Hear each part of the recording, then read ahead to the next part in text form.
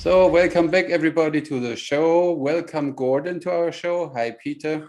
Welcome Gordon. Hi Armin. Nice to meet you. Hi Peter. Hi Armin. Great to speak to you guys. Yeah, same here. Great to see you. Great to talk to you. Happy to have you here. Happy to have you. Thank you.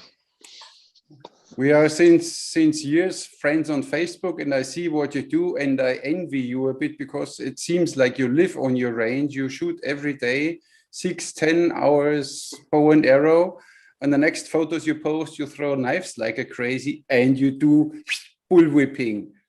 Oh, how comes? a grown-up young boy. No? Yes, I love that. Yeah. Just like I say that sometimes. All the things I did as a kid, I do now and get paid for it. Very good. That's great. That's great. Nice. Yeah. You want to tell us a little bit about you, about your history, how you got into archery, and that we know you all a bit better here? Yeah. Well, my name's Gordon. I live on Dartmoor. I've got a range here called Dartmoor Archery. I had a bow and arrow when I was a kid, but I won't say that me and my brother were very well-behaved kids. So that soon got took off us, I'm afraid. So we didn't have the bow and arrows for very long. And then years ago, we bought the farm. So we bought a farm in Devon. I used to be a tattooist, so I used to do tattoos for my living. I've been a plasterer. I had many jobs. So we bought the farm, and we had someone here to stay, and he had a horse boat. And he was in the field I'm in now. He was staying in a caravan. And he asked, could he shoot it? And I said, well, as long as I can have a go. And we just started shooting. And the next day, that was it. I went down to the shop and I bought a bow. I let them steer me because I went in and I said, right, I want a horse bow. And they said, how long have you been shooting? I said, well, really, since yesterday. And they said, no, you don't want a horse bow. So they told me this beginner's recurve 3-piece is about £60 to buy. And me and my wife bought a bow each. And I just took to it. I taught myself. Isn't that a kind of sacrilege if an Englishman shoots horse-bow, not an English longbow? Well, it's funny because a lot of the shops are more sports-based and beginner-based. Yeah. So, I mean, it was good advice. And the surprising thing is I actually stuck with that bow for about 7 years. Okay. So, because we were running a farm, I had 5 kids here. We were breeding alpacas and horses. I had animals everywhere. Sometimes the bow would be forgotten about, left in the cow shed, and you'd forget it for 3 months, a month, 2 months. But I always done a bit. And then suddenly one day, that was it. There was no turning back. That was about 12 years ago that I just started shooting every day and all the time. Cool. And the teaching was quite funny because we did holidays here. So we had 7, the old barrel top gypsy caravans, you know, the ones the horses very romantic. So we used to do holidays in them, and people would spot the archery equipment and no one knew how to use it. So I would end up coming out with the wife's bow and let them use that. That was about £22. And I would just show them how to shoot. And I started teaching about 14 years ago. Nice. So, I know in Ireland is a kind of gypsy tradition. Is there also in your area kind of gypsy tradition? Yeah. Well, in England as well. I mean, there's Irish gypsies, there's Romany gypsies, the caravans, the horses, very, very traditional way for them to travel and live. So when we got the land, we were doing things like that because it got people out in nature. And of course, the kids would see the archery set up and, mister, can we do some archery? I can never say no. Of course. So, yeah, we would always end up on the archery field or, again, knife throwing, axe throwing. I did it as part of the holiday package, really. Nice. But then we stopped doing the holidays and I set up the archery school. So I went and did a week's course, got a certificate. I mean, they didn't really teach me to shoot, but it was a safety course really for a week. Yeah, of course. That's been kind of the backbone of my safety, and I kind of developed it myself from there. So I've been doing it now professionally, full time as my only job for I think it's 10 years now. Nice. That's great. That's great. Cool.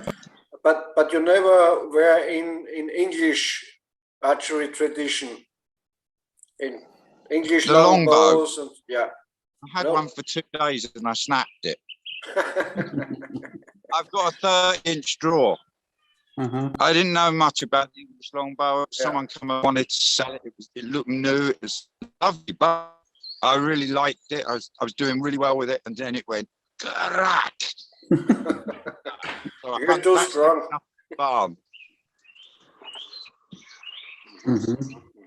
So no, it's really been mostly flat bows was my thing for a very, very long time. It was flat bows and recurves.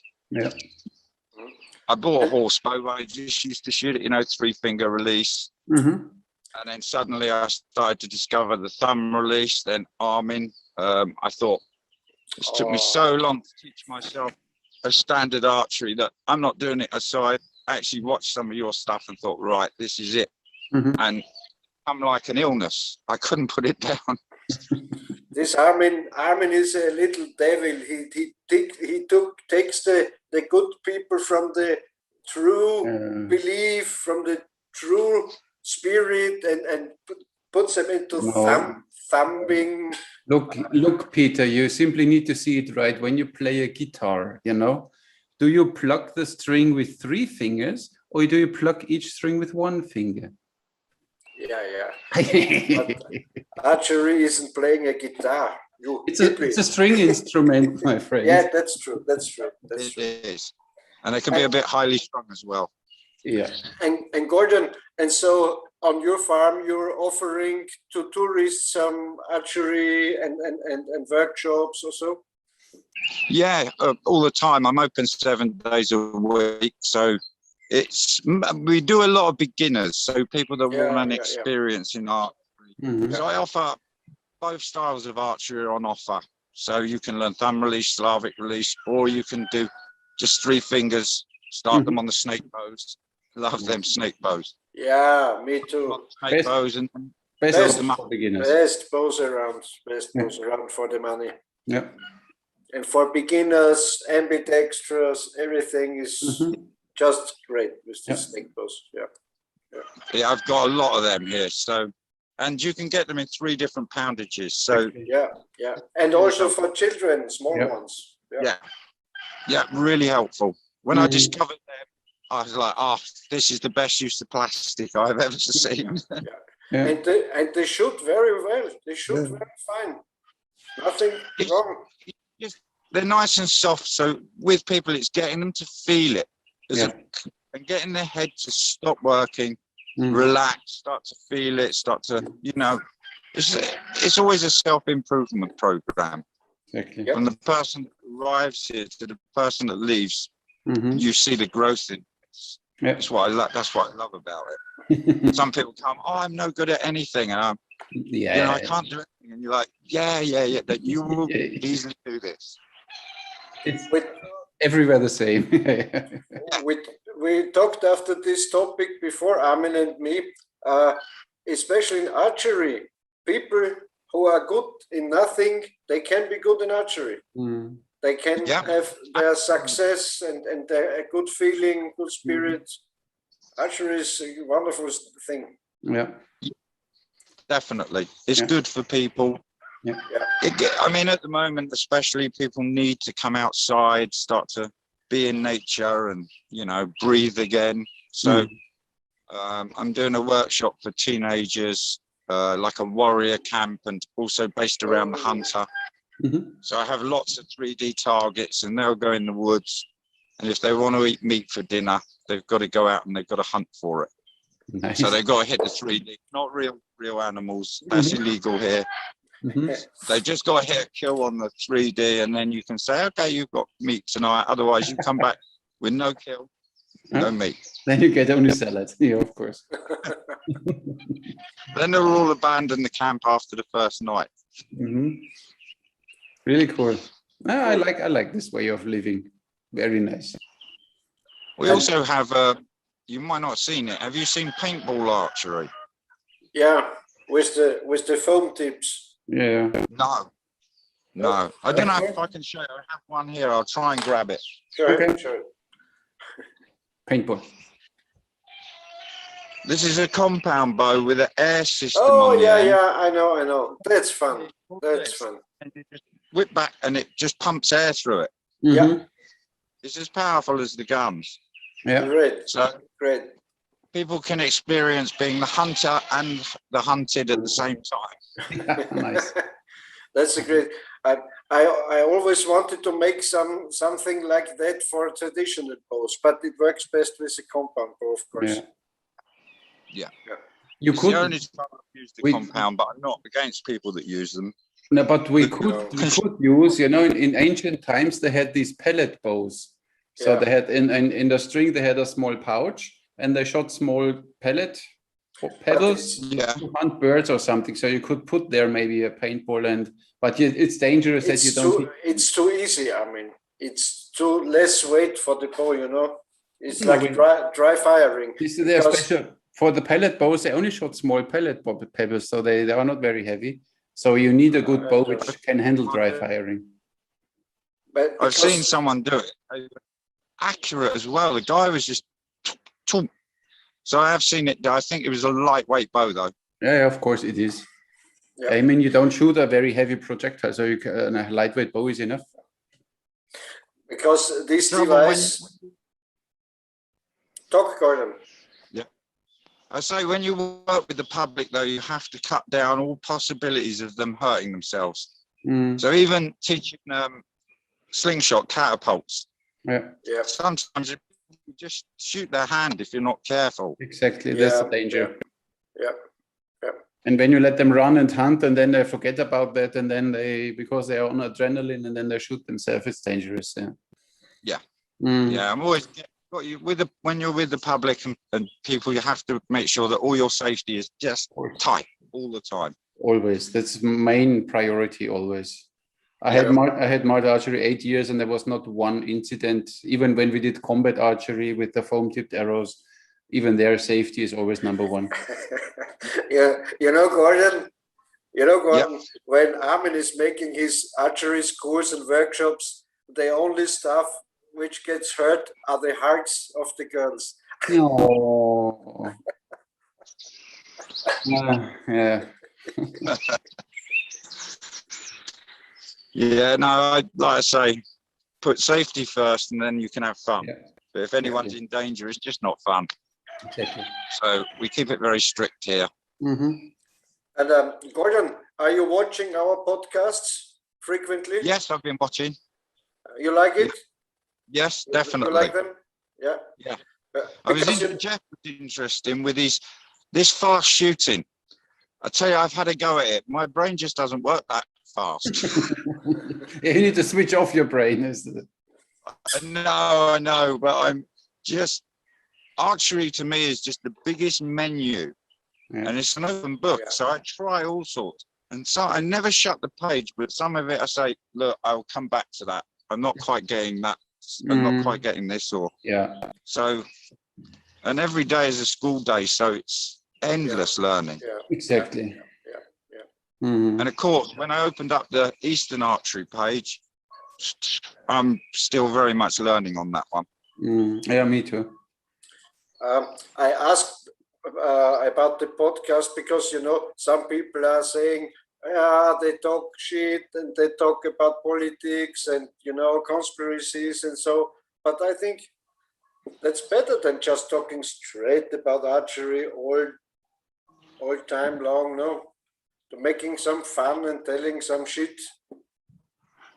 What's your opinion? Yeah, well, people like to criticize all sorts, There's so many critics out there. It's I just leave them be now. No more arguing. I don't argue with them. I just say, just whatever. Whatever. Sometimes people say, oh, your target wasn't that far away, or oh, you couldn't have hit that, and I think, I don't really care. I've had them count my steps. I always say to them or write to them, say, make it better, make it, show it to me. No problem. I did this a while ago. I always said, listen, criticizing is easy. Simply do it, take a video, upload it, make yourself public, and then we can talk. But nothing happens. Yeah. But nowadays I simply say, yeah, when you think so, you know. Thank you for watching, because even if he didn't like it, he still watched it. He gave me some watch minutes and a click. When they criticize Byron Ferguson, I always say, look, folks, look for a company paying you $5,000 for half an hour shooting, and then talk with me. Yeah. What you often find is if someone can do something unusual that someone else can't do, they think it's undoable. But that's what I love. I love the fact that there's so many, you see, they can do this trick shooting, they can do all these different things. I admire them. And of course, we all know to do anything like that. Yeah, and it's of course when you only practice, like let's say Lars Andersen, you only practice this way of shooting and jumping and shooting. And when you only do this, of course you get better. Or like we had with Jeff, with the knockless arrow shooting, whatever, 5 arrows in 1 second. Of course, when you only train for this day and day and day, of course you get better. Obviously, so it's a skill I think almost everybody can have, but of course you need to have the dedication and practice it for hours and hours and weeks and months. Then you get there. I don't know. I don't know all that fancy stuff, that clowneries. If you're a real archer, you have to stand like a stag, like a proud guy, shooting your bow, not jumping. Are we done? Yeah, Madonna. What? Yeah, it's okay. You can do it like this. It's fine. Like a stallion, as powerful as like a stallion, you have to shoot your bow. Yes, of course. Yes. Long time, and then when I discovered the Eastern archery and all the movement and all the fact I don't have to stand there, I can actually move to the target, run to the target, try all sorts of things. It just kind of gave me a new chapter to open. It's been immensely fun as well. Trouble is, you know, when I first looked, I thought, well, there's not so many Eastern bows. Ha! Well, you know, in fact, all our recurve, even that Olympic recurve bows are made from the model of the Eastern bows, of the composite bows. Yep. Every recurve bow is kind of an Eastern idea, no? Influenced, maybe. Influenced, maybe. No, but they simply realize that these curves, that these recurves, benefit the performance compared to a longbow. Oh no, he doesn't. Curves, you know where curves are wonderful. We don't talk about this now. Curves are wonderful with women, but not with. And on cars, when you see the and on cars, AC Cobra, Shelby Cobra, that the nicest, or nice old Cadillacs and so on. They have more edges. Or Jaguars, of course. Yes. Also Jaguars. Say something, Gordon. Get it back to archery. so now one off archery off question. So you're an Indian. So you have at your farm a Land Rover. A Land Rover. For me? Truck? No. No. Oh, no, I'll be honest, mate. I don't even have a car now. I don't leave here. Okay. I haven't left for 3 years. Okay. I don't go out much. I used to have some Land Rovers and I loved them. I was a kind of Land Rover freak, so I like them, and it's an English car. Well, the old ones are all right, but the modern ones tend to break a lot. The old ones are very good. I had a Model 1, a 1957 Model 1, and Model 2A, and the Model 3, and so Serial 3, and so lovely cars. A lot to screw around, but very like more like tractors, like a farm vehicle, not like a car. No, it's farm machine. That's what they are. Like if you take one down the motorway, it's like being in a tin can, being whacked with a stick. They're not that nice to drive a long way. Yeah. No. And if you're driving about 80 kilometers per hour, you also need a headset like a motor bicycle, because they're so loud. Every tin is vibrating, and everything is loud, but funny. It's funny. It's part of the deal, and the Land Rover drivers, they love that, so that's why. Yes. Yeah. It needs to be loud. Around here, everyone seems to have them. Yeah. We have so many in Malta. We have still a lot of these old Land Rovers here, and they have a real cult here, and a lot of car collectors, and it's incredible. And they're beautiful. I like the style of this old Land Rover. Macho car. Well, the farmers use them for towing. They don't care what it looks like. Exactly. Trust me, round here. It was working, exactly. The machine. Here's something I noticed recently with the archery, Armin, is with thumb draw, I can draw a lot more poundage and cause a lot less body damage than I can with 3 fingers. Do you find the same? Yeah, for me it's the same. Yeah, I mean, I will get now a 55-pound longbow. Yeah.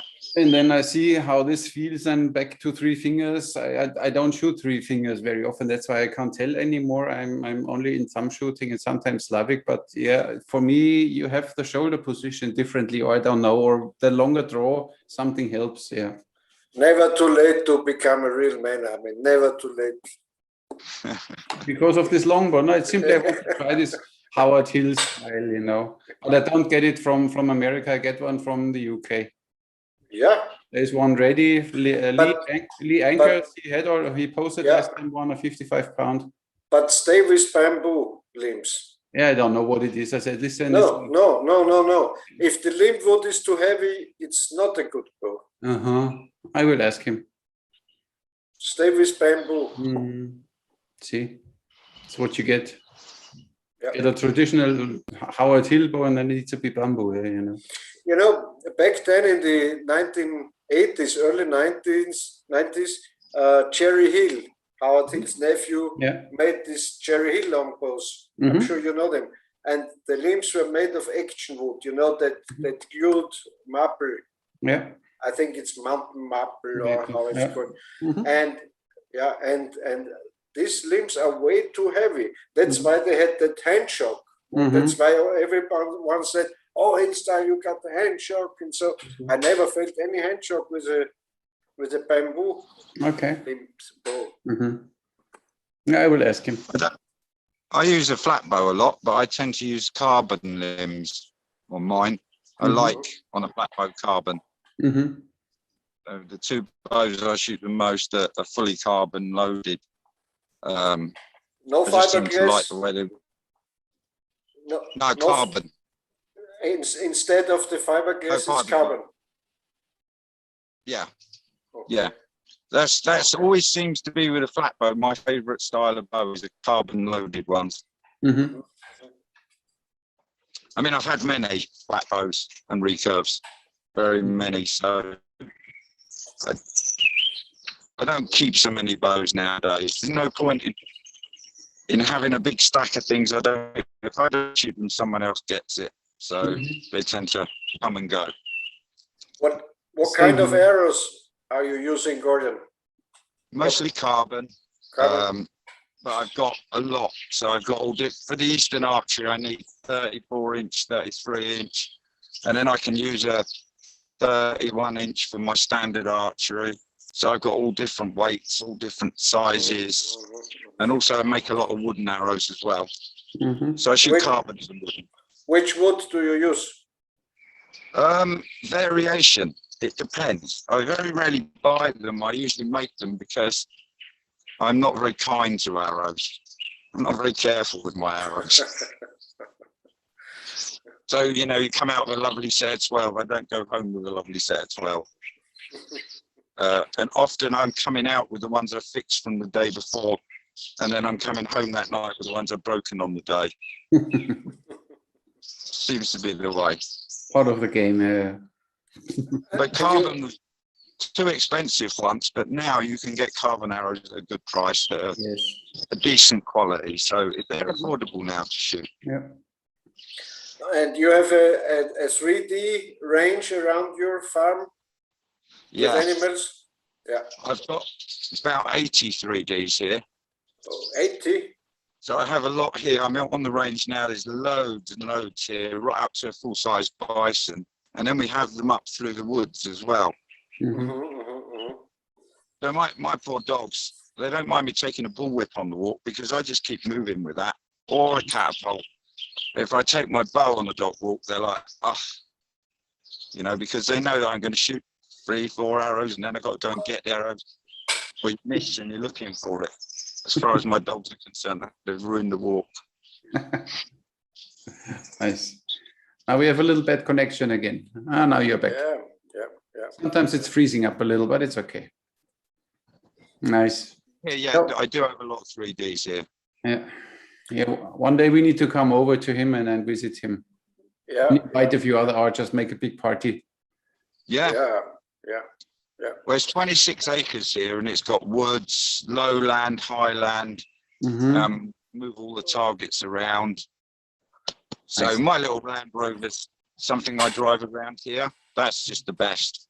So it's just small 4x4 with a back on, so you can just chuck the 3Ds in and drive them up around. Yeah. And I mean, then we wake up the next morning and I have a big tattoo. And I wake up in the prison, In Dartmoor. In the Dartmoor prison, yeah. You never know. You never know. And but for sure, it's a good photo location, this prison. Yeah. It's a bit grim, I must say. It's a bit grim looking. They have a museum there. That's worth looking round. But the prison itself is Victorian. It's one of those old grim looking. It looks like a real prison, not like modern days. I think back then, in the Victorian days, it was a very modern prison. No, it was a very sophisticated prison back then in their days. Yeah. But now, when you look at it, you just think, oh, yeah, harsh. And there's not many places you can run away to on Dartmoor neither, so escape isn't a good idea. You know, when I see in Austria and in Germany that documentaries about prisons, and so, you know, in the United States, and so there a prison is a prison. They are picking stones and so on. Our prisons are like holiday, like holiday, I don't know, inns or like that. Resorts. Yeah. Right on Dartmoor, I can tell you, because all around you can see where they built all the stone walls, and the granite rock here is not light, and they would have had diggers or nothing. These guys would have built all these walls by hand. Wow. Seriously, these walls they've built. So I don't think they got off so lightly. Nice. Yeah. Not a place you want to visit. But by all means, come and shoot, guys. We could put something on. It would be interesting. Cool. Yeah. We get there. I need to first settle my move to Austria, and then we see. Yeah. Because we need to leave Malta one day, when all this. But in Austria, they say now all restrictions are almost done now. Yes. I think next month at the 22nd or so, they will, I don't know, everything is gone, the pandemic is gone. Yeah, but then we are almost in autumn, then we have the next season, and then the cases will go up, and the Delta, the Foxtrot, the Charlie, Echo, Tango, whatever variant will come. Flu tsunami will come over humankind. Yeah. Well, this one's got more flavors than food, you know. The 1 minute it's this version Chinese, then it's, what was it, Indian, and then it's Mexican. You think, wow, that was a great menu. You aren't allowed to say Mexican, Indian, British, and so, because that is racist. You have to say alpha, beta, gamma, delta, like that. That's why they changed it, because they said, it's a British virus, and Chinese is. It's the Delta virus from Brazil, then it's not racist. Brazilian Delta virus. Oh my, you can't say that again. Yeah. Will be funny times ahead. You know, I saw in the news how many people, 500,000 have died in Brazil from Corona. You know, they even don't know how many people are living there. Yeah. And so yesterday I saw even a report in RTL, is one of these German TV channels, and they figured out now that the PCR test is not really reliable. Yes. So now they 1.5 years after you tell them, listen, this PCR test is not made for testing for this virus. Now they tell even in this in the bigger TV stations, it's not really working.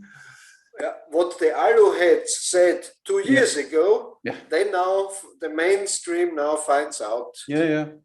That's why we need a few new conspiracy theories, because the old ones are all turned out to be now true. They're all true. Yeah. We need something new. There'll be something soon. Don't worry, there's always something new coming out. Yeah. We still have 5G coming, and the combination between 5G and these chaps, this is still something nice going on there. Yeah. The pantomime is on, and I just I'm aware that's why I settled down here 3 years ago, because I knew something was going on and coming. I just didn't quite see it like this. I thought people would be more aware. Yeah, I thought so too, but The funny thing is, if you're off the grid, you have no television or newspapers, you don't know that there is any pandemic. I don't. I've never read a newspaper in my life, and I haven't had a television for 15 years. Yeah. And I don't have a radio. So it's good to keep abreast on what's going on, because otherwise you get caught with your pants down, so to say. Keep an eye on what they're doing. But I don't get caught up in it. But I think I had here the other day. We're not going to agree. He opened the subject, and I just said, let's be politics free. This is archery. And I'll be honest, the man shot so well. You know, I was watching him shoot, and you know, he needed that to shoot. Just put down the subject.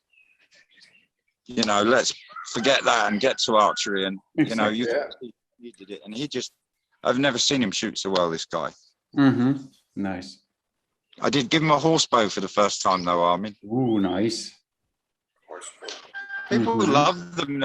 When you start introducing people to the different flavors, they're like, I didn't even know this existed. Yeah. So it's good that I mean, at one stage I was actually teaching more Eastern archery than I was Western archery.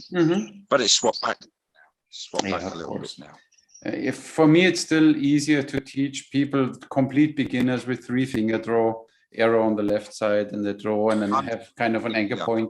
It's still easier that they can hit the target quickly, because after 10 minutes, they hit 10-meter target and they have a good feeling, and then they hit again and hit again. And after 1 hour, they go home happy because they managed to hit the target a few times, and they're happy. With thumb release, it always takes a little bit longer because it's a little bit not so easy, maybe. I totally 100% agree with that. And that's how I find it. So if I get people turn up for experience, what I need to do is kind of read what's best for them. Yeah. So work out. And as you're working with a group, usually I would teach the 3-fingered release. If I think that these people just need to have fun, I don't want to make it complicated. Exactly. Or be going on at them. So it's very easy to get them lined up with that and shooting well quickly. I had many language students in the beginning. Always every week I had a bunch of language students coming, and then sometimes I had a couple of Turkish guys. And then first I did 3 fingers, and after half an hour I went to them and said, listen, and now we need to talk about your tradition, Eastern archery, Turkish archery, shoot with thumb release. And then I showed them and said, oh, we didn't know that. Oh, it's so much fun. You know, then you introduce them. Oh, where can I find traditional archery in Turkey? I said, yeah, I don't know. Check simply Facebook groups or whatever. You find the school. It's fun. So, but as you said, you need to read the people and need to see what they want. If they only want to have fun for an hour, and then 3-finger shooting is fine. if you have someone who is a bit more interested, and yes, of course, many come, they watch then videos and saw something, oh, can you show me some release or whatever? Then they ask directly, so it's fine.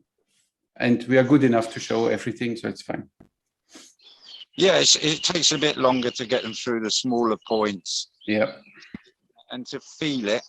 But some people I introduced to it and they just got it. Yeah. So if you read it right, it's like one young lad, he's come here for years, but with a lot of people with special needs. I taught him three finger, I taught him Slavic, and I taught him thumb release. He took really well to Slavic. Now they changed his teacher, who had the same journey. The new teacher only got taught Slavic. So when we swapped over to three finger, he was like, I don't like this on the wrong side of the bow.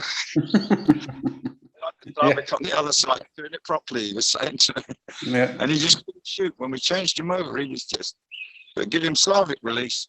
Yeah. Because I taught him that from the start. Exactly. It's not so much different, but it's easier. Yeah, it's just fine. Yeah. Good. What's your approach when you have now a group, or let's say you have a small group and you start now teaching? How do you have some certain steps? Like I explain always the 4 steps: you load, you point, you throw, you shoot. What system do you use for teaching them? First, I do a little safety talk. Of course. Line, not stepping over the line. Then I give them a complete demonstration on how to knock the arrow, knocking point. Then I just show them, yes, draw point, shoot, or take them through the whole steps. It takes about, depends on how well they're listening, but about 20 minutes. Because usually my slots are 2 hours and more. I don't usually do an hour. Okay. Because what you find if you do an hour, some people are only starting, if you have a group of 7, you may have one in there that starts to get it slower in the hour. So I would like to create more success. Okay. So I walk them through it, keep going over, it depends. If there's children, I go over the safety a lot more. Obviously, yeah. If it's a group of adults, through the safety, but not so much over it. And then the whole time that they're shooting, I just come backwards and forwards, moving the elbow, just going over the different parts. So when I'm doing the explanation, I always say to them, don't look so worried. I'm telling you loads of things. The main things you have to remember is don't point the bow at anyone. Don't step over the line. And I have a safety word to stop everything, which is fast. So if someone comes to the gate or an animal comes over the fence, you shout fast. Everything stops. So there's only a few points they need to know in safety, and then I just help them. Cool. Yep. Always the same. Nice. Yeah, you find a rhythm that works, but sometimes you have to be very adjustable. Yeah. So sometimes I might get someone in a group that's got very high special needs. Yes. And I didn't know about that coming. So in your mind, you're making major adjustments to everything you're doing. Yeah. You know that actually you've got to get it into the rest of the group, because you know you're going to be here knocking the arrows for this person, and guiding them the whole time. So then I can be looking and I say to someone, you hit your sleeve. How did you know that? Well, you're not far enough. I can tell by when it hits the bag, you're not, and I don't need to be looking. Yeah, even if it's a group, this is really quite something individual. It's same here. You get the group starting, and then you see, okay, this one hits the target, kind of. This one hits the target. This one is struggling, so this one gets a little more attention. And then when he is hitting the target, then you go through all of them again and see then these fine details, hitting the elbow or having the shoulder up or elbow, as you said, and then you go through them. But we manage here in an hour, so usually it's quite okay. Yeah. I found out. Sorry, stop. Sorry, you carry on. Okay, I found out in 1 hour to 90 minutes, every person is able to hit a kind of target and is able to walk, to go home, and with a success, with a good feeling. It's possible in 1 hour to teach everyone. Yeah. Is it, you always see when it snaps? Most people, or the thing that most people do, that they start aiming. Yeah. They simply start aiming then over the arrow, and you see they constantly shoot too high. And with some people, you explain it quickly and it snaps, and others, they take really 1 hour and they still don't get the point or trust themselves that they really point lower and stop aiming. So this is the only thing.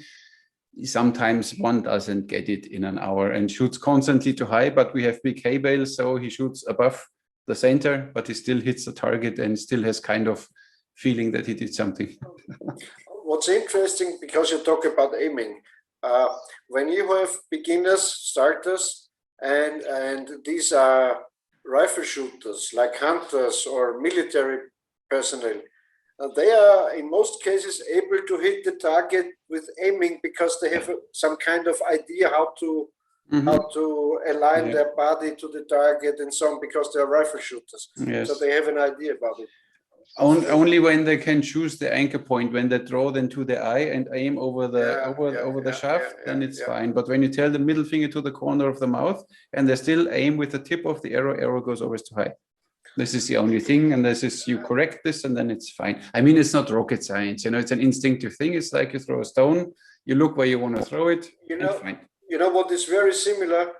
Sometimes if the people know about it, I say it's very archery is very similar to shotgun shooting, because you swing up and you're fluid and in motion, and you can't really aim for your target. And I said the anchor is like you have the gun stock on the exact place every time you raise the rifle, the shotgun. It's very similar. Nice. Well, what I do with most of the, well, nearly enough every lesson is I keep them on the bags for an hour, so the bag will start close, because then they're learning to shoot down, and that's what a lot of people can't just.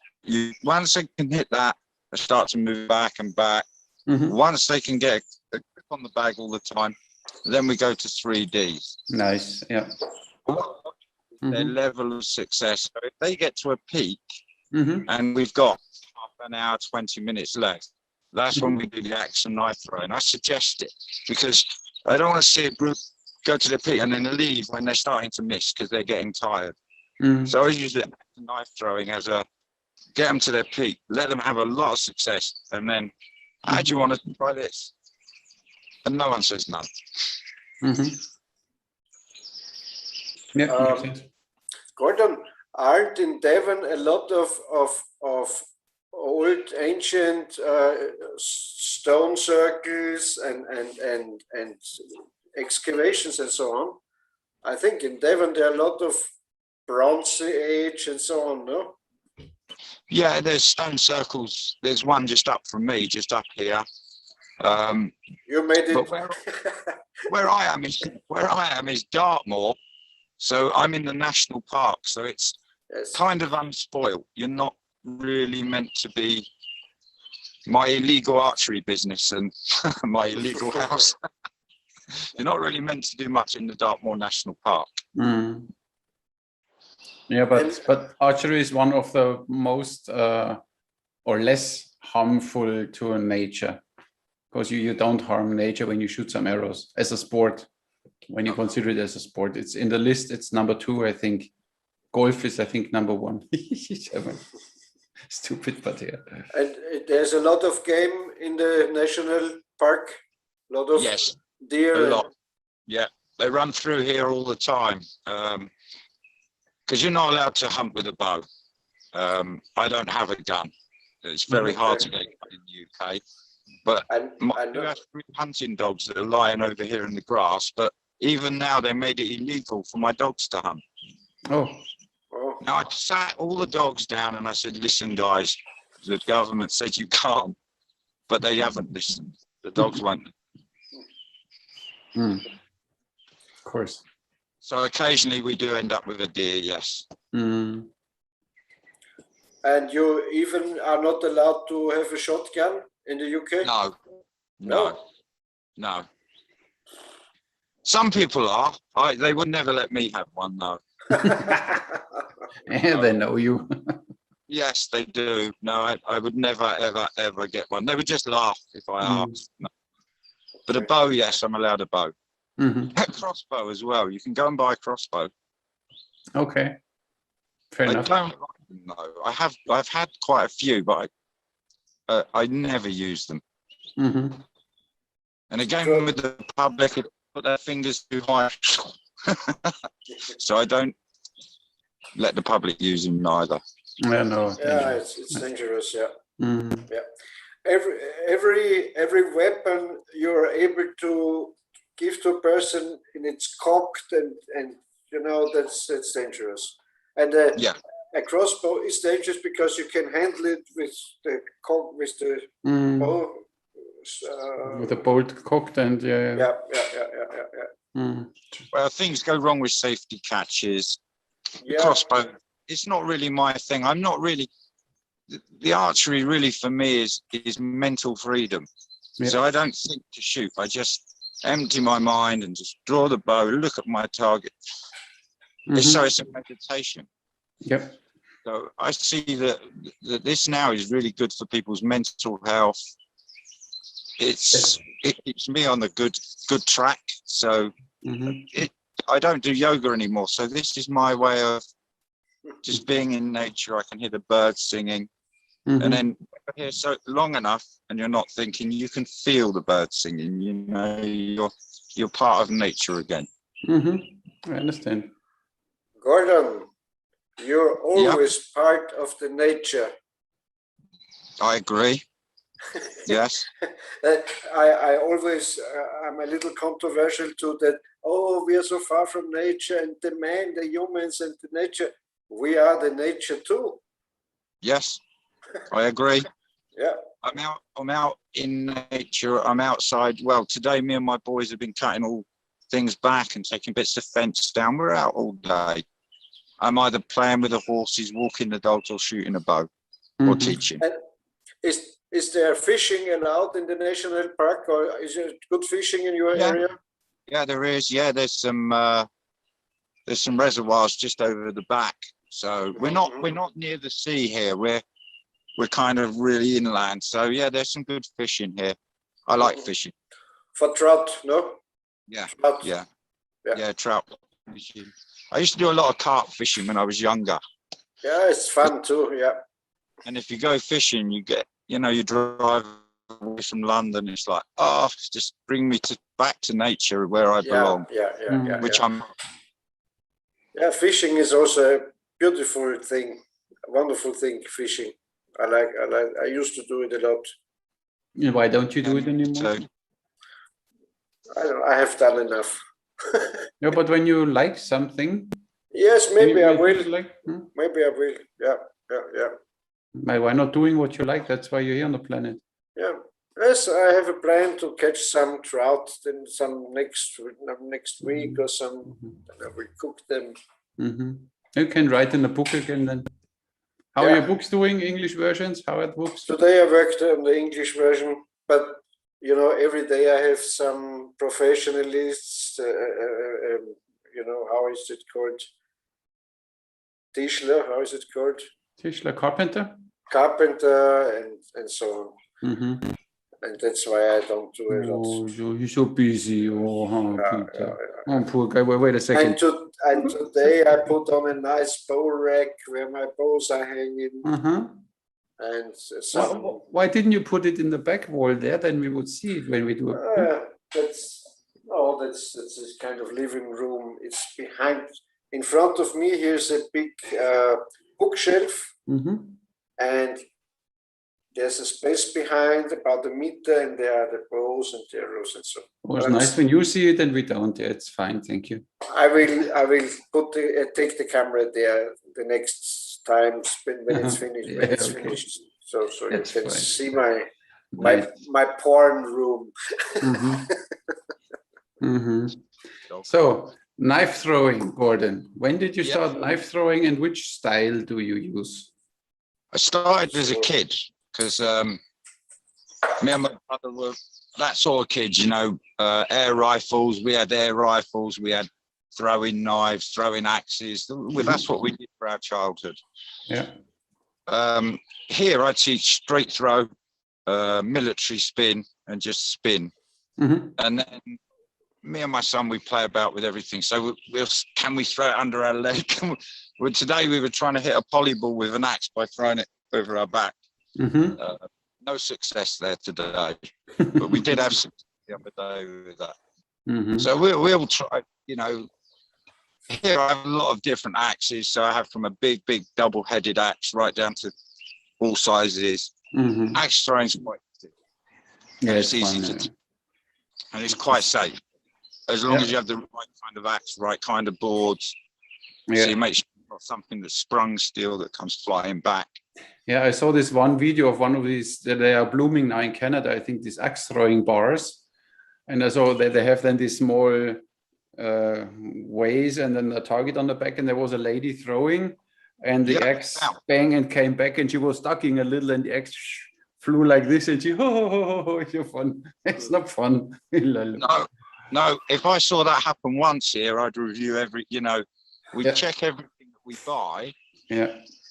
We use quite heavy throwing knives because people, you know, you can't monitor exactly the feel of their throw. But I always demonstrate and show them that actually you don't need to throw really hard. Learn, you can put a little bit more into it. But we do all the different types of throwing. So, but again, you measure who you're working with.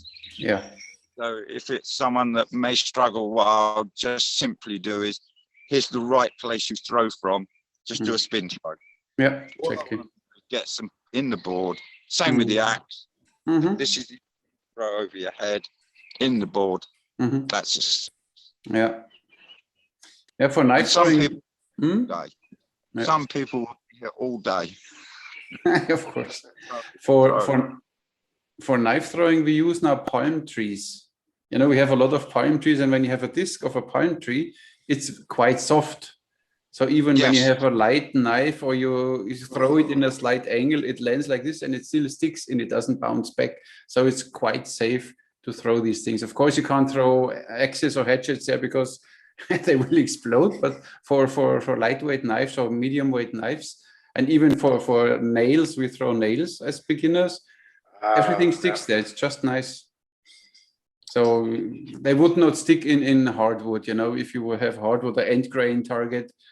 With a nail, you really need to throw hard, and when you miss, then they bounce back. But this one, you can easily get the technique done. It's quite nice. So send us over some palms. I make a business now, palm tree circle. Palm business. Palm business. Yeah. But first, I need something in my palm. You know. Just palm me up. Exactly. Palm me up, Scotty. Scotty, palm me up. Exactly. Nice. And then funny thing is though, you can transfer your accuracy onto so many things. Yes, of course. You know, from once you can do it throwing, you know, all sorts of things so that you can become incredibly accurate with. You know, even the knife throwing can be shocking at times. That you can put all three in the same place. Not all the time. Same with archery. That's what brings me back the next day. Is I'm not always getting it right, so you always come back the next day. Makes sense. Yeah, it's true. I don't know. Maybe Armin knows. I made, when I started with knife throwing, a little playing around with knife throwing. I made myself kind of, like you said, nails from welding wire just and threw that. It's also fun. You can make it in your living room, just an archery target, a foam target, and you throw that little spikes. Very fun, very fun. And in my opinion, the less weight the projectiles are, the more difficult it is to throw them. No, and if you learn it with very light devices, tools. These ones. These are the small storks, the nano storks, and they are so nice for indoors.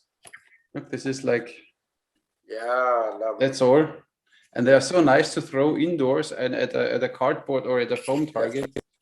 like that kunais, like that little kunais I have. Yeah. So much fun indoors, you know, when you have bad weather outside. I mean, not that you have a lot of bad weather outside in Malta, but I used to play strip knife throwing. You know how it works? No. Every time the knife sticks nicely in your target, your girlfriend has to take off one part of her clothing. I would this would be too fast for me, and it's not fun. Yeah. Yeah, nice. And what's the maximum distance you throw knives, Gordon? Oh, we tried everything successfully. I'd say 10 foot successful. And that's quite common. But any more than that, I can do it. We do it quite a long way. It varies. Straight throw, I start to run out of getting it right with the dead straight throw. But military spin, I can move back quite a way. If I get that one right, that one works very well. The further you get back, it can get a bit erratic, can't it? It's more luck. Military spin is just one spin, no?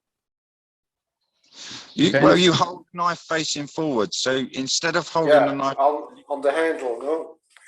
No, you would have the blade in here, and you'd be holding it with your finger pointed forward. So when you throw it, you push the knife, and it just turns once and goes in. Yeah.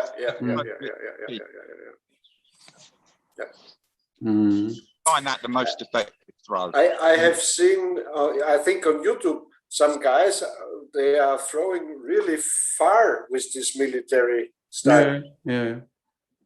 But you need to release then already when the knife still angles backwards, and you need to already let go that the knife then it's the moment of release. When you go further than 10 foot, this is this tricky thing, because you need to release earlier than you want to. This is what you need to get used to, because you think I'm not there yet, and you let go too late, and then the knife overspins. But it's simply a matter of practice. I don't practice enough, but I need to, because next weekend we have Adam Gelatin here, the world champion knife thrower. He makes an appearance. He gives a small workshop here on Sunday at 4:00. Wow. Yeah. Wow. You're filming it? Are you filming it? Yeah, I will do something. Yeah. Of course. That's great. It's fun. He's an excellent thrower, but he's also quite a lot of fun. He seems like a good laugh, the guy. Yeah, he's still a boy like we, you know, we like a little kid. You give him something to throw, and he's like, And if we put, the stupider the target becomes, the more interested me and my son are. So it's like, of course. Same with archery. Yeah.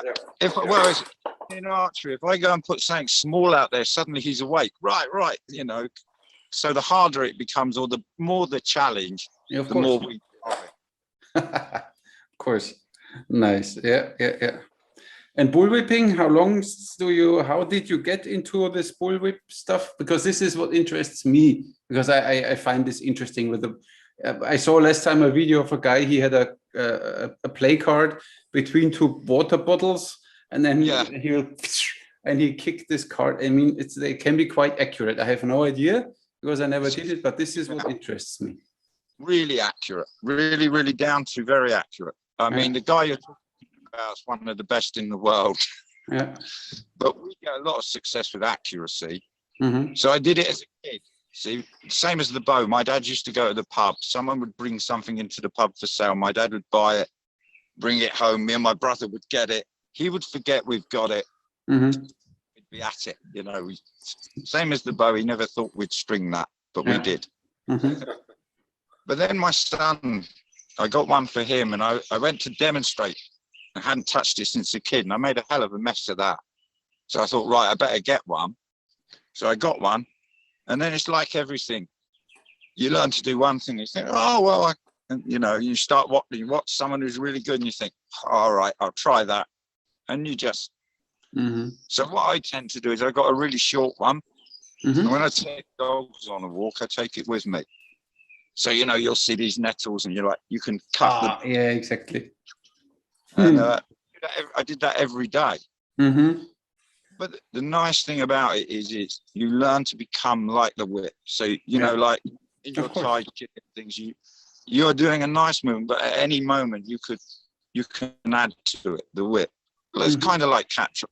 When you put that little bit in, same with the whip, it's just that little bit with the wrist. Yeah. When you first get it, you're really stiff and they're trying to smash this thing and you just, oh my God.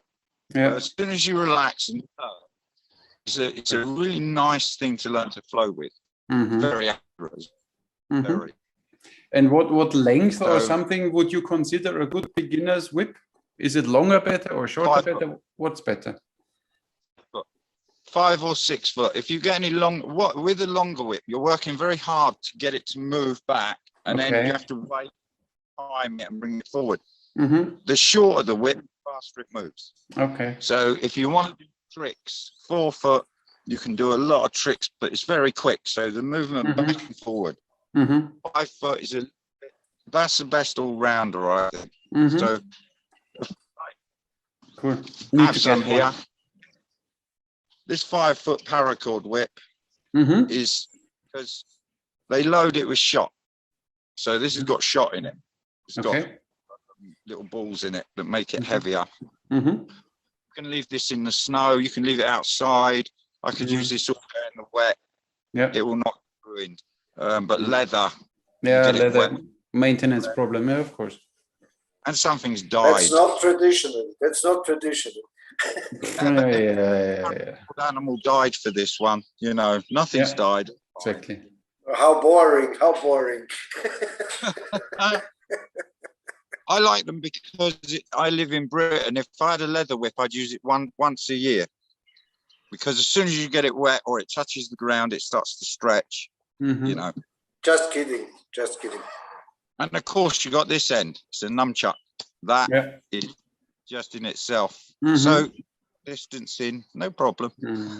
5 foot. No. Is a bullwhip considered a weapon, or can you simply carry it around? I wouldn't carry anything around looking like I do. Yeah, not specific you. I mean in general. Okay. I would encourage a woman to, yes, in a handbag or something like that, because they are very good, you know, very good. You can get even shorter ones than this.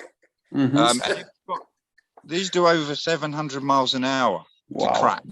So it's breaking the sound barrier. So it's the very tip, the cracker, as that goes over, that is breaking the sound barrier. Now, I've been hit by these when I was learning, and oh, man, it hurts. I can imagine. Yeah. Something on your eyes and maybe a glove on the holding hand just to learn with. So when I'm teaching someone, I put a paintball mask on them. And as soon as they hit the mask, they realize, actually, I'm so glad I've got the paintball mask on. And Indiana Jones doesn't just wear that hat to look cool. It's protection. Look, I hit my ear one day and I had to walk the field 3 or 4 times before I could just go, I brought it round my head and the whip actually caught round and cracked on my ear, and that was a good one. Okay. They're great fun. I mean, you could ask one of your dominers. Maybe they have some whips they can give to you.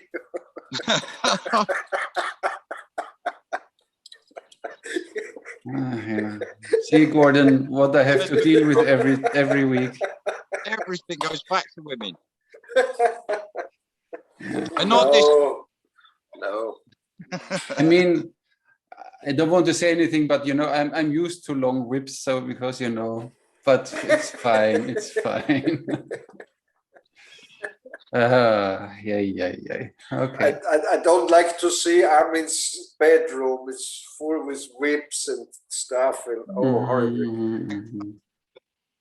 Yeah, for sure. I mean, it tells a lot about your fantasies, Peter. Yes, but we don't go into this now. You know, otherwise we need to talk about Freud and all this stuff. We don't go there. I would not want to be hit with one of them. I can tell you, there'd be no fun in it. You wouldn't be talking to the person that hit it again. They would. They're quite. And have you seen the ones made of chainmail? Mm-hmm. Oh, They make them of chainmail. Now that would do serious damage to something. I can imagine, yeah. I think on that old British sailing ships, you know, I think they used a rope to whip the seamen, no? It was a cat of nine tails they would have used, so it would have been something that yes, just a nine-tailed cats, cat of nine cats, tails. and Nasty. also that thick hemp rope, no? Yeah. Yeah. Oh, that's. Yeah, but doesn't get so fast at the end. So it needs to be, you know, like the bow needs to be tillered. The whip needs to get thinner to the end that it gets this speed, this whipping motion. When you have this thick rope, it's like boom. But it was punishment. So they weren't about hurting the seamen just for punishment. Mm. Yeah.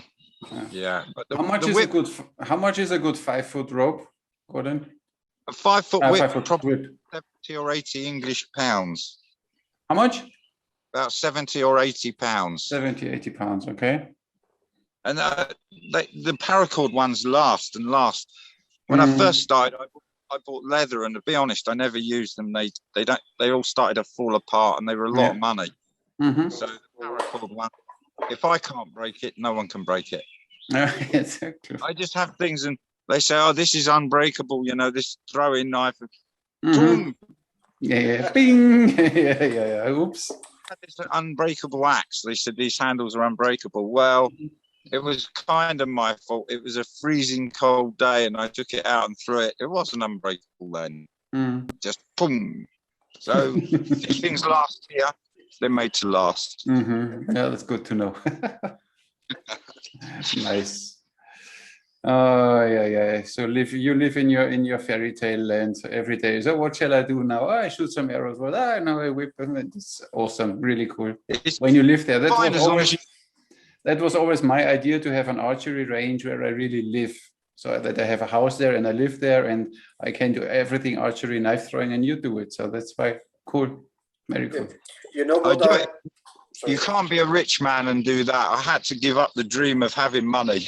No, I don't think about money. I mean, even as an archery instructor, you know, you don't get rich. So it's no. You have the richness in your heart and in your mind, you know, but because you do things you love all day long, it's more worth it than having all the money in the world.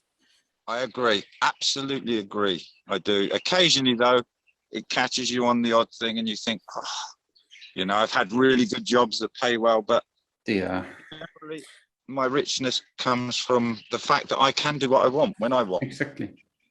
This is a freedom as maximum as possible. Yeah. You know what because when I moved, I refound some very funny thing I like to show you. I found this hand grenade dummy. Oh, nice. You know, it's here with steel and the wood, and it's also fun to throw it, you know, at the, how are they called in English, the Maulwurfshügel? Yeah. You know, I don't know. You know, on the meadow that earth hills, the mice are making. Moles? No, not moles. Yeah. I think moles. The blind mice, you know, they dig the holes. How are they called, Gordon? You know, that kind of mice, they're digging in the and making these big piles of earth. That's a mole. Yeah, exactly. Yeah. Yeah. And we used to throw it at that mounts, at that little hills, and it's really funny. I can't help it, you know. If something's fun, it's like one thing we do here that's great fun. I've got a basketball net up over there. So, you know, you get these tag archery arrows. So you get a line of people, and it's the only time I let people shoot a bow in the air. Yeah. So you shoot rubber arrow up, and you're trying to get basketball nets. That is very funny. That's cool, yeah. We have had so much fun with that one. And again, I used to introduce that if a session was getting where the people were starting to get too tired, then you just this silly game for the last 20 minutes of, and people loved it, you know. Of course. I thought that was actually now I've said that. Good night, kids. Nice. Cool. So bullwhip, next thing Play a on the lot, list. Armin. You're always playing. You're always playing. No, I'm only do serious reviews. I'm never playing. Yeah. Yeah. I never would have imagined that I'm a bow reviewer, you know, on YouTube. So what? Hey, you know, Gordon, for money, he does everything. Yeah, and it's such a lot of money, especially YouTube pays you so much, you know, as I can afford 3 cars. Oh, wait a second, I don't even have a car. A scooter. Yeah, I only have a scooter, of course. I had a car. I had a nice Toyota 4Runner, really nice one, an old one, you know, nice black, and I put big tires on it. But then I realized since I had my scooter, I drove it only once a year to VRT, to TÜV, that I get my thing, my sticker again. And I never drove this car because I never used it, because it's a hassle in Malta to drive a car. And you can here drive all year long with a scooter. And I sold it. Yes, you're not a real macho. What? I was saying the hassle in Britain is parking the things. You know, if you go anywhere, trying to park. I don't have a car anymore. Yeah. Yeah, and with my scooter, I can almost park everywhere. And even with a traffic jam here, you can go through the cars, and it saves so much time. It's way more convenient. And if I have something to carry, then I rent a car for a day. It's still cheaper than having a car. I paid 800 euros every year for traffic and insurance for this car. It's not worth it. And if the archery is quiet, you could always deliver pizzas. Exactly. When it's working for them, it works for me. Nice. And what are your plans for the future, Gordon? Any new weapons or something new? What's coming? If the world has a future, I don't know. I'm just going to carry on really what I'm doing. We're all doing new things, new little things that we can play with all the time. I want to start working a lot more with teenage boys that are struggling, people that might be struggling with their mental health. This is a thing that I do.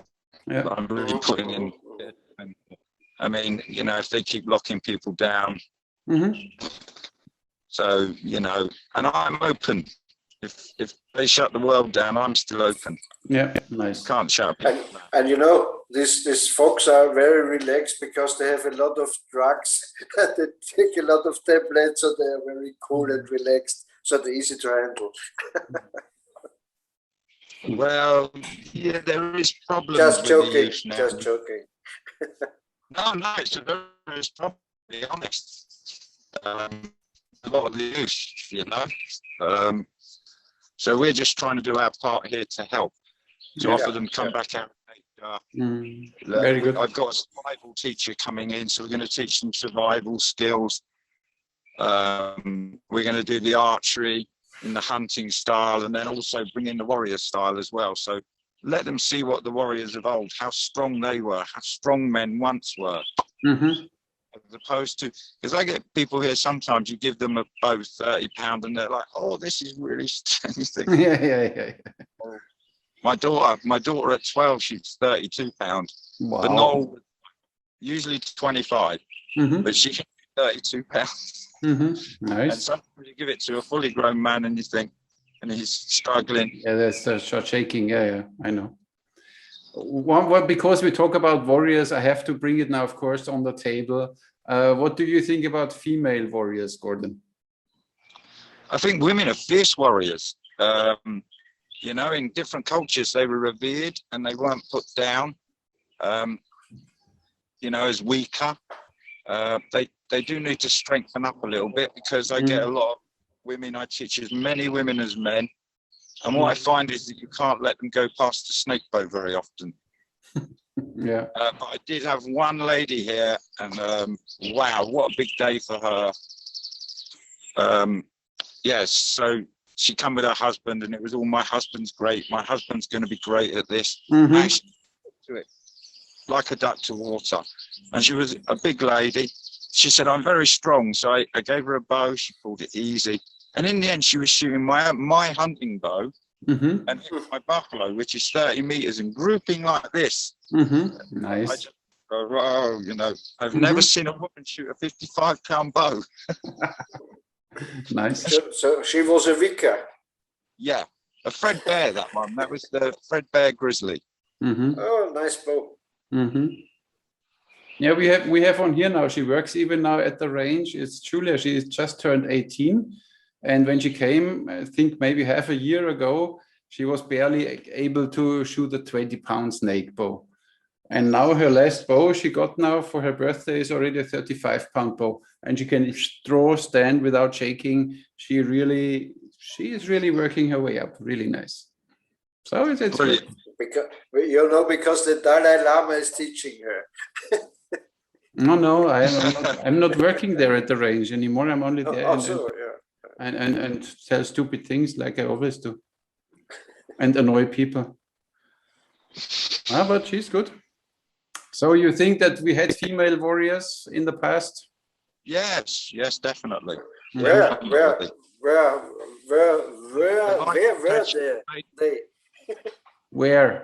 Where were they? Everywhere. Well, let me tell you now, okay? Right now, in this, what I see sometimes in men, I'd rather pick a group of women to go to war with than a group of men. Definitely. You know, they're more fierce, you know? So, yeah, no, I believe women have been warriors. There's been tribes of women warriors. They've not always been looked down upon as Barbie or, you know. And I'm actually doing some warrior weekends for the women as well. So just to get that little bit of warrior spirit going. But aren't women too high value for a community? You know, you can kill 100 men, but and one man can inseminate 100 women. But if you kill the women in war, the tribe will die out. So I think they protected the women back then. The men protected the women because they are of a big value, because they are able to give birth to babies. And the man is just able to inseminate. No? So it would be stupid for a tribe to send their women into war. Well, I think there was various tribes where the women would have joined them in war or stood alongside them. Yes, in some situations, I agree. Of course, if there's an assault or you know, of course they fought. I think, but I don't believe in that female warrior tribes and so on. That's kind of fairy tale stuff. No. Well, I don't know. Okay. I know they have definitely been to war. We've got famous one, Boadicea. So I know she fought the Romans, no? She fought the warrior spirit. Yeah, but Gordon, you even don't know if Boadicea fought herself or she was just the marshal of the army, the commander. You don't know.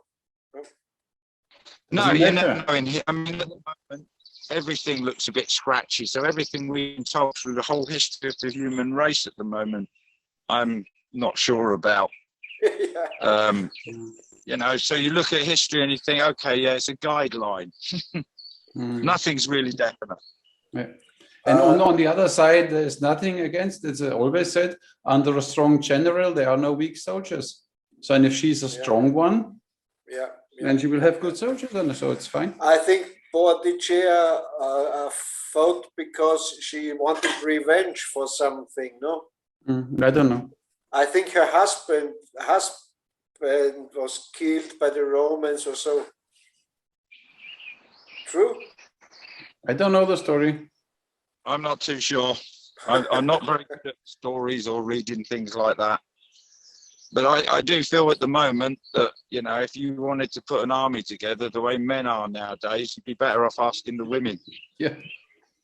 You know, yes, because today the men are just eating soya and making themselves up and so on. You need to first talk about their feelings, yes, and cry Yes, a bit before they go to war. horrible to go to war. And then they don't know which skirt they should wear. Yeah, And my fingernails will break if I go to war. Yes. Oh my God. Yeah. Horrible.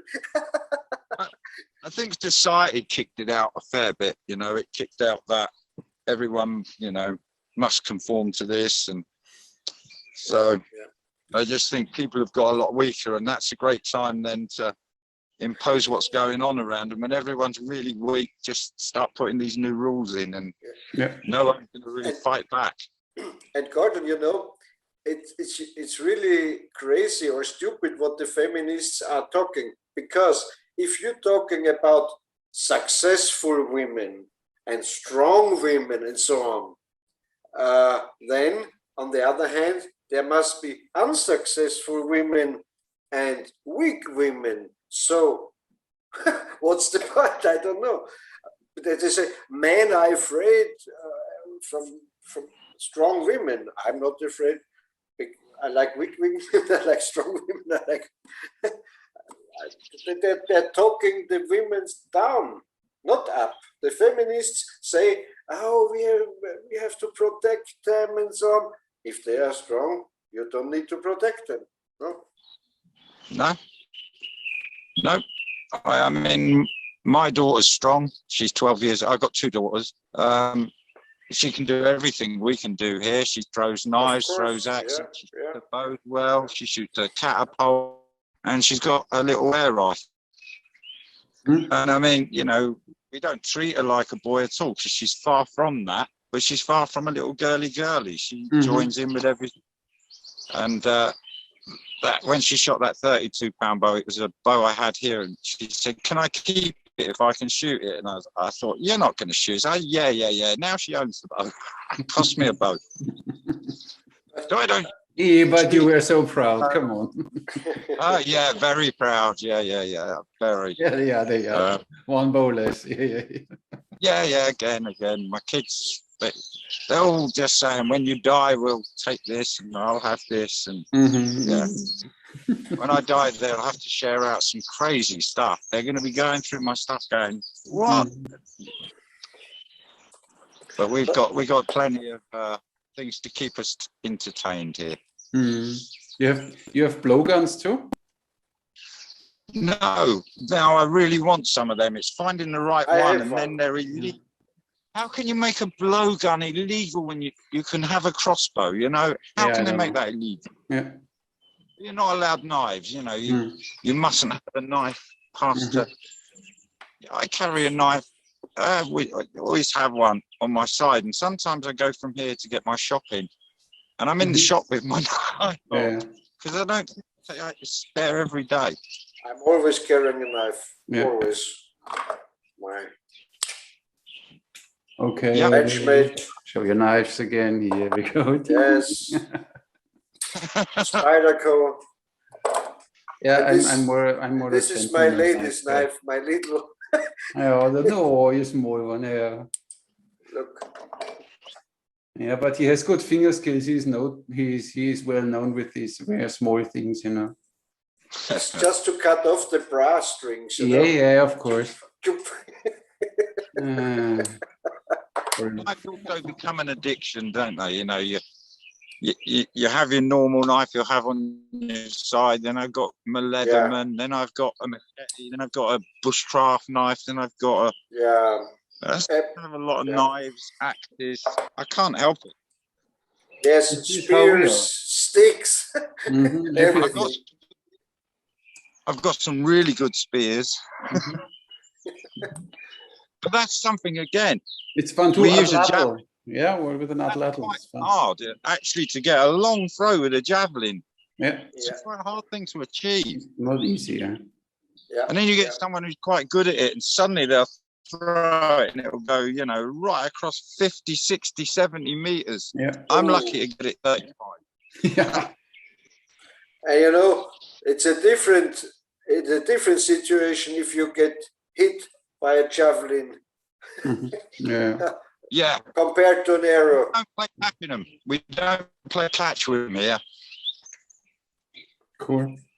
I think the Romans had that little javelins to throw, no? Mm. They had that pillow that lands like spear, and they had little javelins they carried more of them to throw them, no?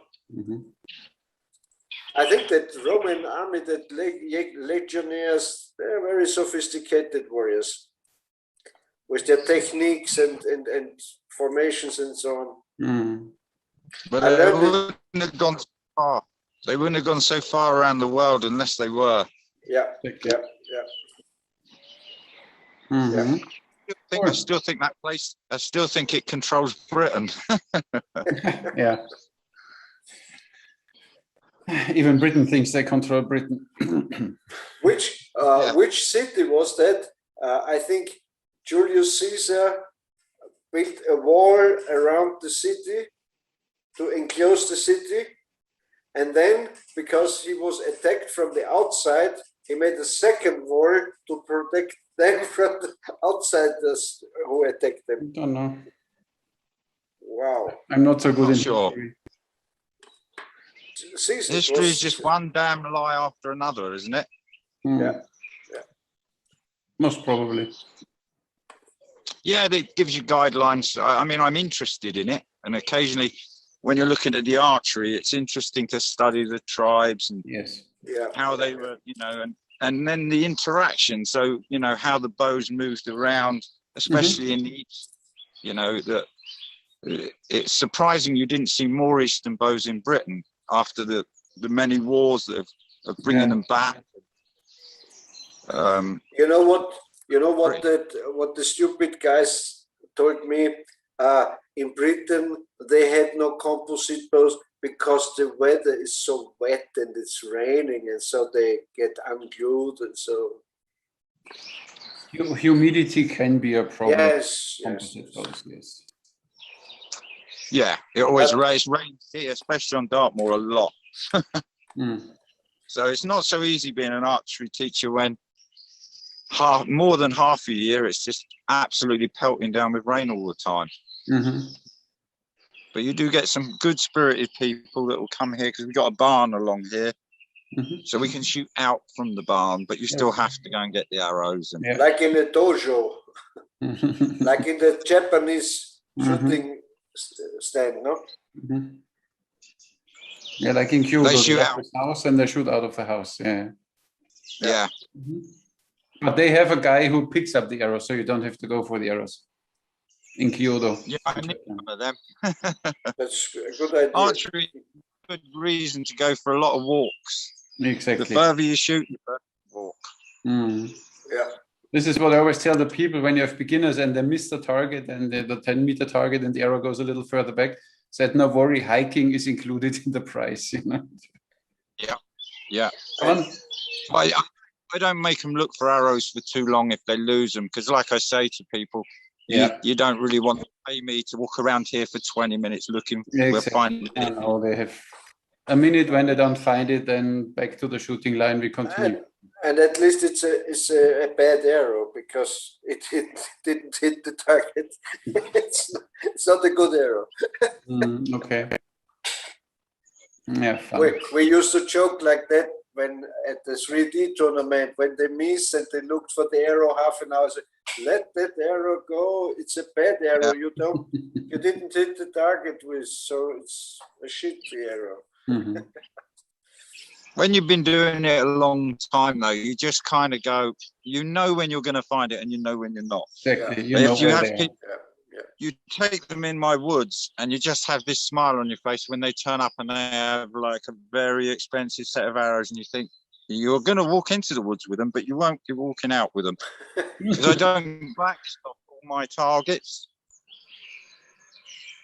Because I noticed if you haven't got a backstop, most people get a bit of panic if there's no backstop. But so it gives them a challenge.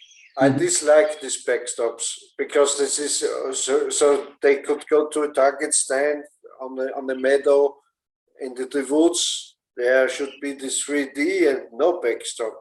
In my opinion, Yeah, that's how I have. That's hunting style, yes. And you know, as you say, Gordon, it's a good training because you know when you miss, the arrow is gone. So it's more pressure. It's more challenging. More real life. Yeah. If you're worried about the arrow, you're definitely going to lose it. Exactly. So here, I just relax, take the shot, and it's usually fine. Yeah. But the one unforgiving thing is my woods are full of granite rock. So sometimes you miss and you see those sparks and just think, well, you know, hang on back. You know, a friend of mine has a nice a fish pond, some fishing ponds and so, and we used to put some 3Ds there, and down at the path there was an old rail from a railway, like 1 meter. It was thrown into the earth, into the dirt. And when we were away with visitors, with guests, we said, "Oh, let's shoot down to that wooden stick." You know, for 40 meters, nobody it was not easy to hit, and we knew it, so we just accidentally hit it. But they I hit it, gronk. And the wood splinters just flying around. It's a bad joke. I did this in the beginning when I got one of my first bows, and then we went to an empty football field, and I saw this lamppost on the other side, diagonal. Said, "Oh, let's see if I can hit it," and whatever, you know, I was like, ding, bang, and my arrow was gone. I didn't expect that I hit it, but the arrow was then. But it's worth the arrow. Yeah. I only shot one arrow because it's enough to show, you know, that you can do it. Yeah. Of course, it's fun. Yeah, archery is fun. Yeah. Throwing things is fun. Yeah. Cool.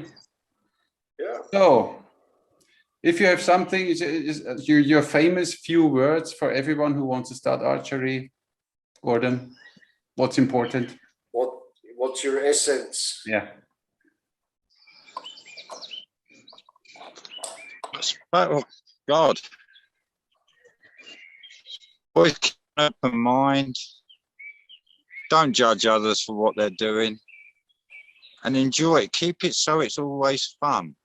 Because sometimes we meet archers and they're always analysing. And it's the minute you can get that person to relax and forget about it, they shoot a hell of a lot better. So I think really, always keep the fun element in your archery. Otherwise, because I don't do competition, so I'm shooting for my own freedom, really. But I'm never worried about being better than anybody else. And in fact, I'm always trying to get people to improve. I'm always trying to help as much as I can. And my proudest moment the other day, I was shooting with my son. It's just dawning on me that actually he's catching up with my arse, and he hands me my arse regularly. You know? So and he's kept very good. He's never cocky. It's always fun. Nice. My main thing. Yeah, this is the thing. Don't forget to have fun. Some people get then so caught up in equipment and I need to get better, and then they get target panic and whatever. This is all. Then they burn out in their hobby. You know, then they exhaust themselves instead of. You can use archery so good for recharge your battery. You know, you shoot 1 hour, 2 hours, and then you're like fresh, and they exhaust themselves because they forget to have fun. And you have to stay relaxed like a cat. You know, you're shooting very relaxed. They are too much under stress and tension and how I do it right. Just shoot. It will come. Stress in the mind goes stress in the body. So if you can just let go of everything, just be present. You know, enjoy what you're doing. And part of it, you know, people sometimes come here and they see me shoot all sorts of different things. I don't take it seriously. I don't have to prove anything. I don't really give a damn whether I hit it or not. It's fun. Yes. Yeah. And when people come here, they come here. I want to have fun. I'm not here to try and prove that yes, it be done. I'm not so worried. Shoot at crazy stuff, at tin cans and so on. Yeah. Yeah. Nice. Good advice. Good advice. Some people get caught up as well. They make it just too serious. Yeah. Some of the clubs can be a little bit like, I've had people come here and they say, wow, I've never shot in such a relaxed atmosphere. You know, where, you know, if they come for advice, I'll give them a tweak. And then I say, right, you're good to go now, and just relax and have fun. And you see that when they realize how much fun we have here, it's a different kind of thing. It's not about being better than someone else. It's trying to be better than who you were in the last shot, or who you are when you arrived in the morning. Maybe you had that bad message, and you get to your archery feeling like, and when you leave, that message is gone. No one cares. You don't care anymore. You've let everything go. Yeah, good tips. Yeah. Don't never forget it's fun.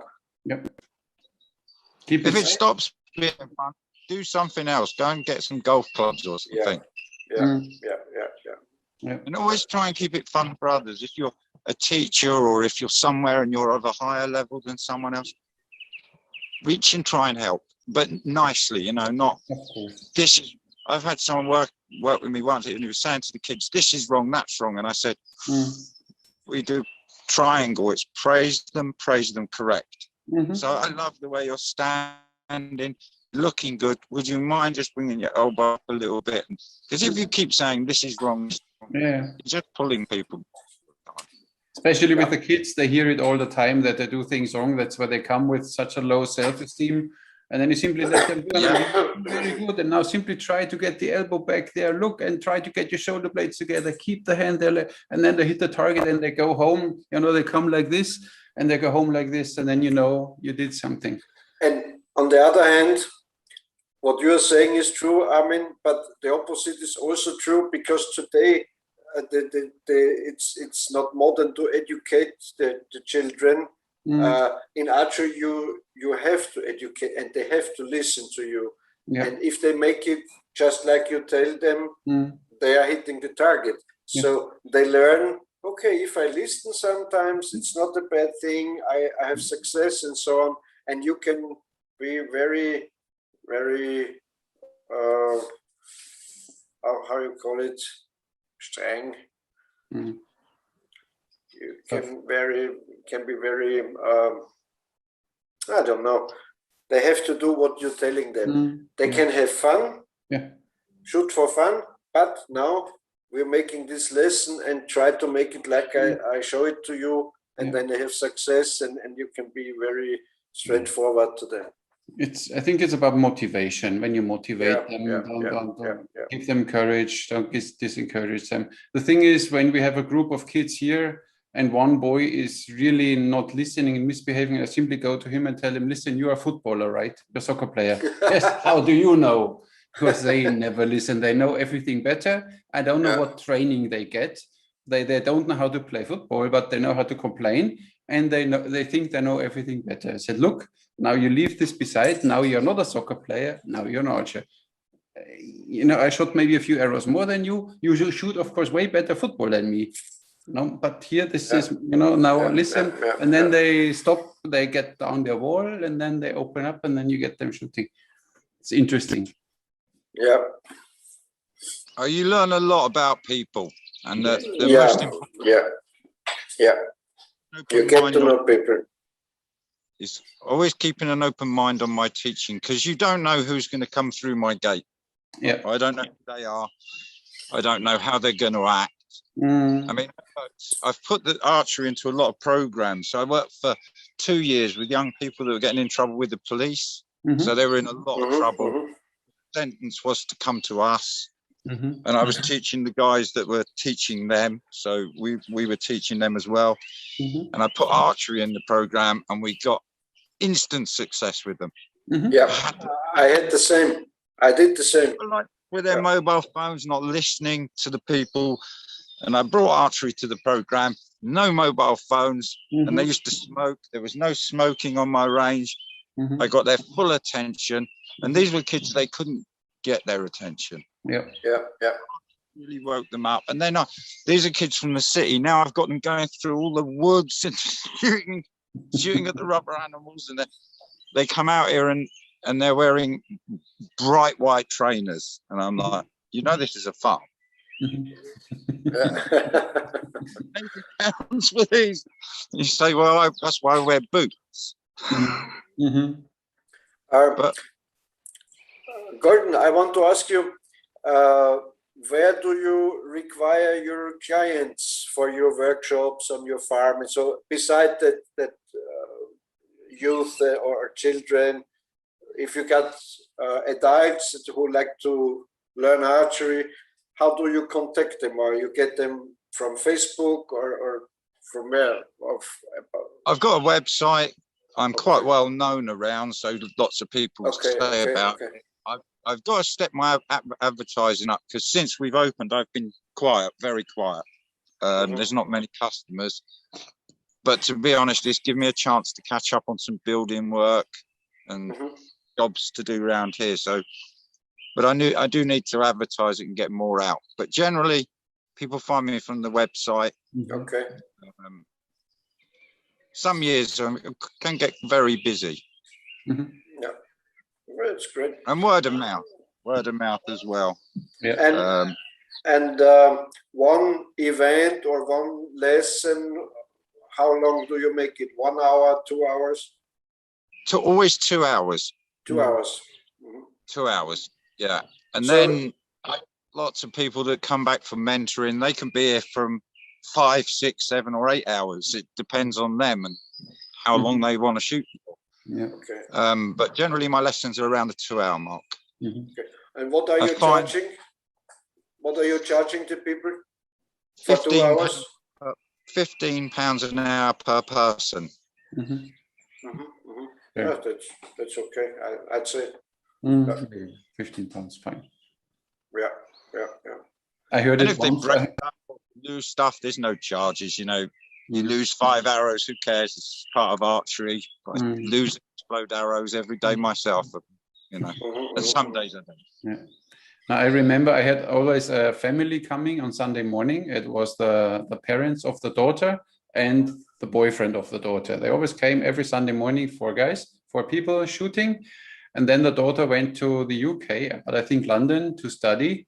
And then they said, oh, look, we visit her. And then they flew there, visited her, and they saw an archery range around. They said, listen, let's go do some archery, like we always do Sunday mornings. And then they went there, and the price was £35 for 45 minutes. And then I said, no way. We wait until we go back to Malta. Was a trainer, was a teacher? I don't know. They saw it and they said no. I mean, I'm always there, or it's always a trainer there. You pay now at Malta Archery 12 euros for an hour per person. So, and it's always a trainer there. So it's, you never shoot without supervision. So, but you don't pay the trainer, you pay for the range, so to say. Yeah, but including the trainer. I'm always here, so I've got people that I've shot with for a long time that can come and shoot on their own, or don't just come and shoot. A lot of that's free. Once I've been shooting with someone for a while, generally they come back, they don't pay me. But with the public, I'm here the whole time and just keep guiding them through. Yeah, it's your business. It's always. Gordon, we can hear you, but your picture is frozen. Yes. No? or he's not moving. He's not. He's meditating. He talks like a waterfall, but he's not moving. You don't know. He can talk without moving his lips. He's such a genius. Maybe it's best to freeze my picture. It's fine. All good. But I think we're already in a good time frame that we should finish for today. Yeah. It was a very interesting talk, Gordon. Thank you very much for your time. I really enjoyed it. I appreciate it. We would be very happy if we can invite you at a later time this year. Again, for a nice talk. It's always very interesting to talk to you. You have a lot of knowledge, you know a lot of things. It's always nice to talk to you. Yeah. Thank you very much, guys. Much appreciated. Yeah. I really enjoyed it. And yes, it's one of the good things about our podcast. We have people from different places all over the world, and we are able to talk to them how it's going, and so that's a good thing. And good.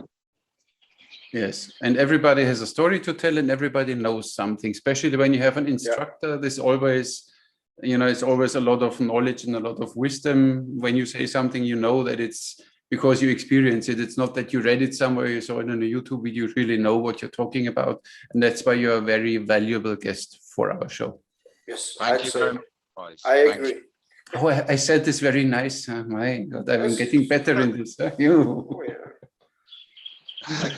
Thank you, guys, and I appreciate you inviting me along. We will re-invite you, Gordon. Have a nice time. Okay. Thank you very much, Gordon. See you later, guys. Stay safe. See you next time. Yeah. Take care, guys. Catch you in the next one. Goodbye. Ciao, ciao.